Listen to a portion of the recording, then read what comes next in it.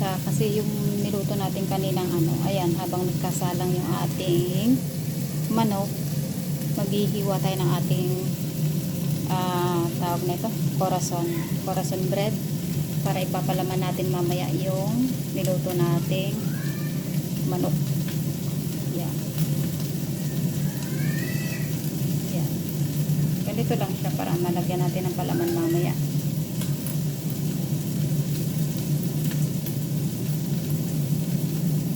Wala kasing malaking corazon kaya ito ang nabili sa online. Maliliit. So, syempre, kunti lang din mamaya ilalagay natin dahil maliit lang din naman siya. Bago yan, haluin muna natin yung ating manok. Baka masunog. Dito tayo sa ating manok.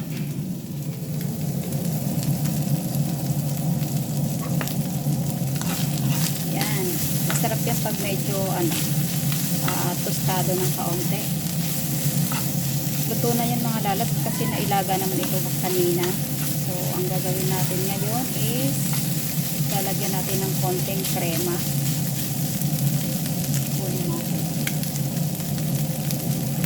Ito yung mga lalab. Liquid cream. Lalagyan lang natin siya ng kaunti. Bago yan, lagyan natin ng konting butter. Konti lang. Huwag lang masyadong marami. Para mamaya sa tinapay malinamnam siya. Yan. Okay na yan. Bubuksan natin ito. Konti lang kasi mamaya pang toppings din natin ito mamaya. Yan lang. Konti. Tama yan.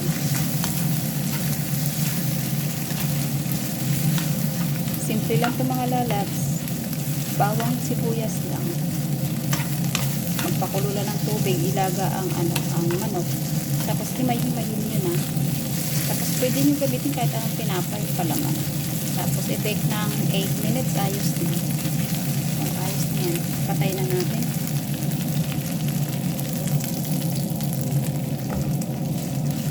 So balik tayo sa ating tinapay. Kahit papalaman na natin dahil luto na yung ating manok.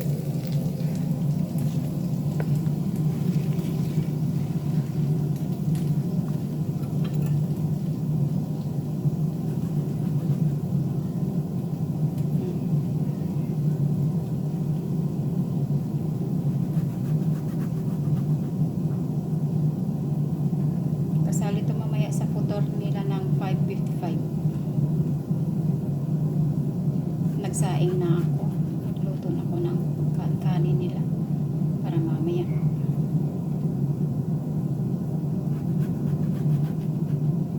Ayan, dahil tapos na.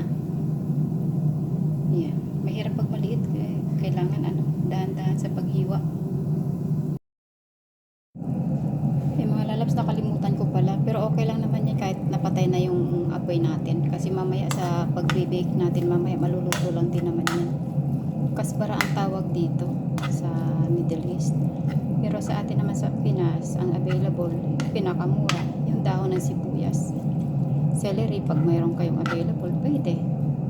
Mabango sa pagkain. Ayan na. So guys, mga langga, ayan na. Tapos na lutuin natin yung ating manok.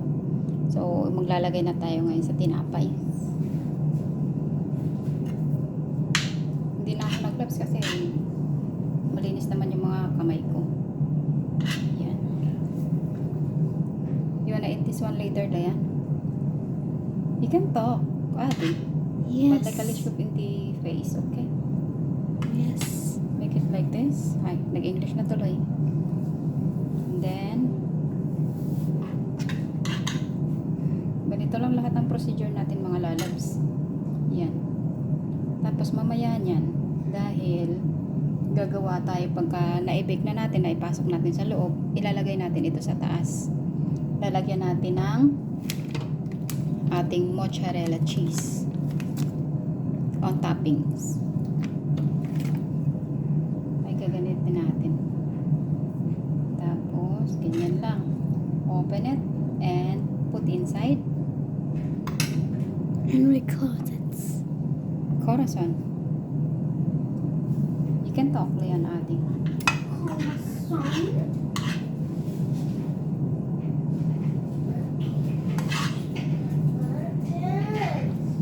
Di ma. Nag-aaway na sila. Mahirap mga lalabs pag naggawa ka ng ganito, nandito yung mga alaga nasa kusina. Ayan. So, the last one. Ayan. Ganyan na siya. Tapos, syempre, naka-heat na yung ating, nakapagpainit na ako ng oven. Nasa 180 Celsius. Lalagay lang natin to ng kaunti. Sa taas, ang toppings. Mamaya, maglalagay tayo ng ating mozzarella. Ayan. Ganyan lang mga lalabs. Oh, napaka-simple, madali. Hindi ka na mahirapan. Okay? And then, later, I wanna put this one on the top. Mozzarella cheese.